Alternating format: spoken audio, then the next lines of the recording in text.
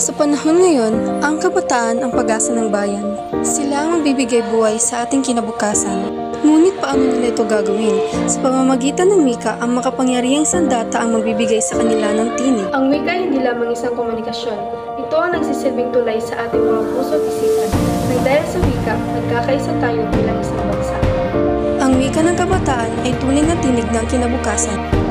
Sabi nga ni Dr. Jose Rizal, ang hindi marunong magmahal sa sariling wika ay masawat pa sa hayop at malansang isda.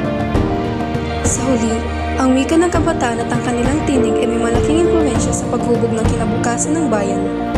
Kailangan nilang gamitin ang kanilang wika at tinig upang magdala ng positibong pagbabago at pagunlad sa lipunan.